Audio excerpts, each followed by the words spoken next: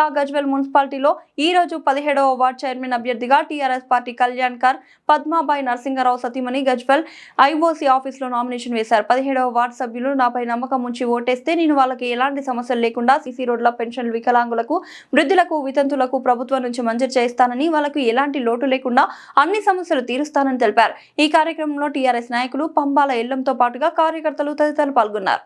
ఒక రూపాయి కూడా శాంక్షన్ చేయనటువంటి వ్యక్తి రేవంత్ రెడ్డి.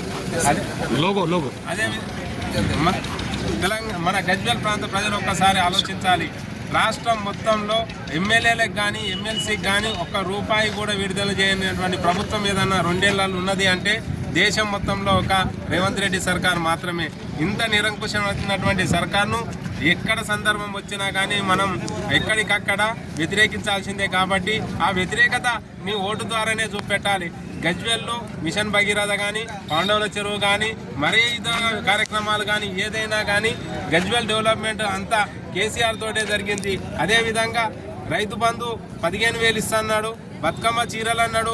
బతుకమ్మ చీరలు అని చెప్పి ఇంతవరకు మొన్న ఎలక్షన్లు వచ్చినాయి కాబట్టి ఇచ్చిండు తప్ప 2 ఏళ్ళల్లో మరి ఎప్పుడన్నా ఇచ్చిర్రా ఒకసారి గుర్తుంచుకోవాలి.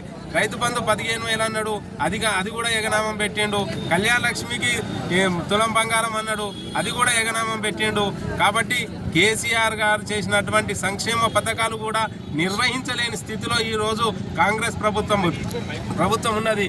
కాబట్టి జనమంతా ఏడ సందర్భం వచ్చినా కేసీఆర్ బలపరిచినటువంటి వ్యక్తులను మనం పట్టం కట్టినట్టయితేనే ఈ ప్రభుత్వానికి సిగ్గుశరం వస్తుంది. కాబట్టి మరొకసారి గజ్వేల్ ప్రాంత ప్రజలు మరొకసారి విన్నవించుకునేది ఏంటంటే మీ అందరితో, ఎందుకంటే గజ్వేల్లో కేసీఆర్ గజ్వేల్ బల్దియా మీద గులాబీ జెండా ఎగిరినట్టయితేనే కేసీఆర్ గారి యొక్క గౌరవం నిలబడుతుంది. కాబట్టి మీ అందరికీ చేతులు జోడించి నమస్కరించి చెప్తున్నాను.